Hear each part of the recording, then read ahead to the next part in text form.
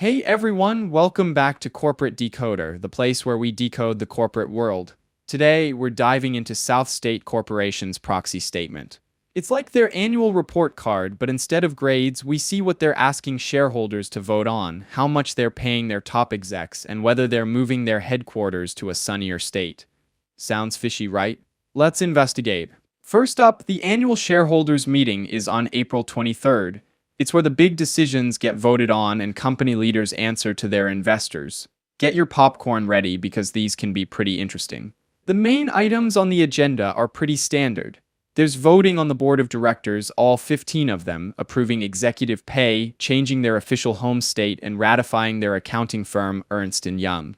Nothing too scandalous yet, but let's dig deeper. Let's talk about the directors, the people who steer the ship at South State. You have bankers, retired auditors, tech experts, and even someone with experience at Chick-fil-A. They all bring different skills and experiences to the table. Notice there are some newly appointed directors like David Brooks and Janet Frocher from Independent Bank Group because South State acquired them this year. South State says they value directors with leadership, risk management, and tech skills. They also want diversity and experience, hopefully more than just race and gender to avoid groupthink. It's important to have new people to challenge old assumptions.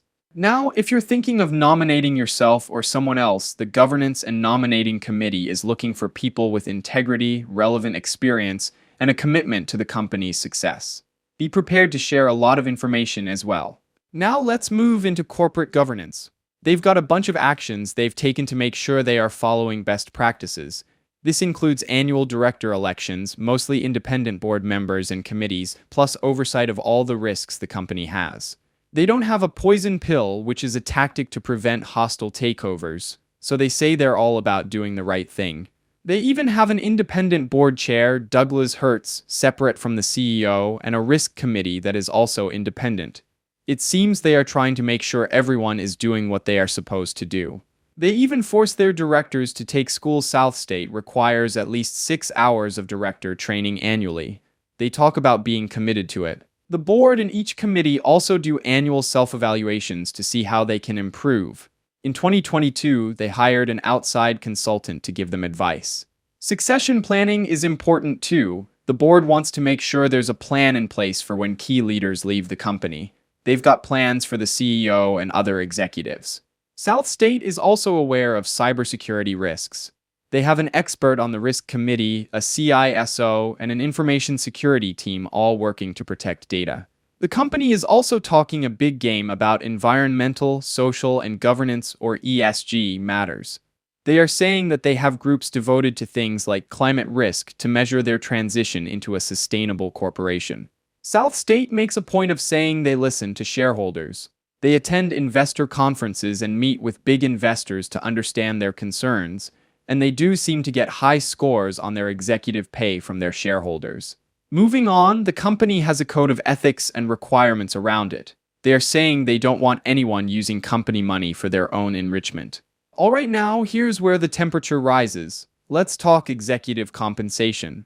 This section of the proxy statement tells the story of how much the top 5 executives are paid and, more importantly, how they get paid. It also shows how the company is doing. The top dog is CEO John Corbett. Then you have the CFO, the president of the company, chief operating officer, and chief strategy officer. These are the people making the big bucks and driving the company's direction. But are they worth it? South State's bragging about its 2024 accomplishments like acquiring Independent Bank Group to reach $65 billion in assets, net income of $535 million, and increased stock value by 18%. But let's see how that translated to executive compensation.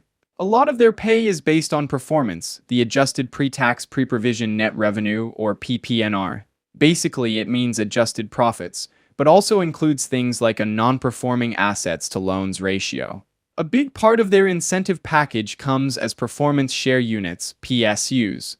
How those vest depends on tangible book value growth and return on tangible common equity. So even their bonuses are tied to how they make the company grow and how they make money. South State's leadership gets to work out the best way to get the most money. How do they come up with the best path to reach these results? Well, they get some advice. The company hires an independent compensation consultant, FW Cook, to make sure their pay packages are competitive with similar companies.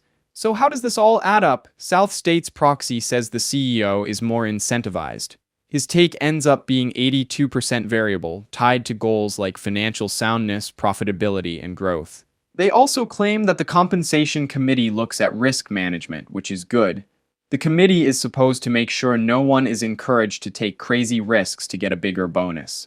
Moving on to director compensation. The company pays its board a $75K retainer, plus extra for being chair of the board, risk committee, audit committee, or other committee roles. They also receive $85K in restricted stock units that vest after 6 months. Interestingly, the company is very sensitive about its board makeup. As a result of advice from their independent governance consultant, they now seek diverse backgrounds, skills, and experience, but the consultant doesn't get to decide who actually gets nominated. It's just advice. Also, because David Brooks is coming to the board in connection with the independent financial merger, he has a deal where if he stays on the board for 2 years, he gets paid out almost $13 million. Some of the board get paid way more than others. Alright, who owns the most stock? Directors and executive officers own just under 2% of the company. BlackRock and the Vanguard Group are the big players here, owning large chunks of the company. A lot of people are also incentivized to hold stock. Also, the company does not allow hedging or pledging of stock for protection, so they are at least taking some steps to make sure their money is where their mouth is. Now for something a little spicier, South State wants to change its official home from South Carolina to Florida. Why? They say Florida's laws are more developed and easier to predict. The board likes the idea of having flexibility, but they will have some trouble to get shareholders to agree. The vote requires 2/3 of the shareholders to vote for it. Keep an eye on this, though moving to Florida could have anti-takeover effects, making it harder for someone to buy the company. As you can imagine, these kind of moves aren't to make shareholders feel better, but to make shareholders feel more safe by giving leaders options. The board believes they are better to serve their customers because of this. Remember, this change is pending for regulatory review and approval. The board has the power to stop all of this if they believe these transactions should be delayed. The audit committee, filled with independent directors, oversees the financial reporting and internal controls. Ernst & Young, their accounting firm, seems to be doing a good job, at least according to the committee. The committee also reviewed that EY is independent from SouthState and approves all the invoices. In that vein, one of the main things shareholders have to vote on is the appointment of independent registered public accounting firm for 2025, which is Ernst & Young.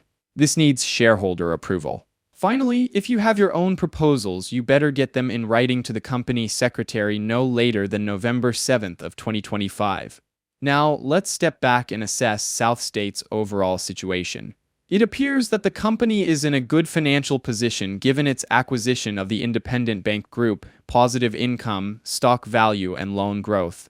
The future of SouthState will depend on a few factors. One is integrating the recent acquisition and the shift to heightened regulatory standards. Also to be watched is increasing competition from fintech and rising interest rates. So, what's the verdict? I would say they are on a solid trajectory, but as always, keep an eye on the numbers and see if those profits keep going up. It's interesting how even seemingly small things in a proxy statement can have a big impact on the future. Thanks for watching. If you enjoyed this video, please subscribe, like, and comment.